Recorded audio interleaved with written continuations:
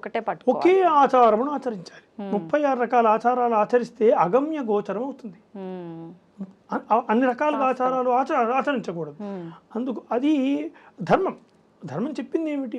ఒక్క దారిలో వెళ్ళు. లేదు కౌడాచారమే వెళ్తావా, ఆ ఆచారంలోనే వెళ్ళు. ఏదైనా ఒకే ఒక్క మార్గాన్ని అనుసరించమని చెప్పేది ధర్మశాస్త్రం. అన్ని రకాల ధర్మశాస్త్రాలు కలిపేసి చేసుకోవడం, ఏది సులభం అయితే అది దాంట్లోకి వెళ్ళిపోవడం అనేది సమంజసమైనది కాదు. అవును.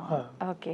అయితే ఇప్పుడు ఆచారాలు ఏంటి, ఎన్ని రకాలుగా ఉన్నాయి మాట్లాడుకున్నాం. అందులోంచి ముఖ్యంగా తీసుకుంటే ఇప్పుడు మీరు మాట్లాడిన దాన్ని బట్టి ఈ 3 ఆచారాల విషయానికి వస్తే, ఇప్పుడు దక్షిణ ఆచారము అని అంటే ఎలాగో ఇప్పుడు మనం ఆచరించేదంటే సాత్విక రూపంలో, మంత్ర రూపంలో ఆచరణలు, తంత్ర రూపంలో అన్నారు అంటే వామాచారం. అసలు ఏంటి తంత్రము అని అంటే?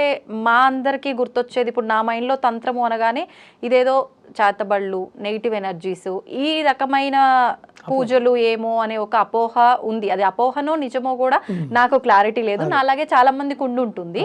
అసలు ఏంటి తంత్రం అంటే ఏంటి? ఏ రకమైన విధానం ఉంటుంది? మంచి ప్రశ్న.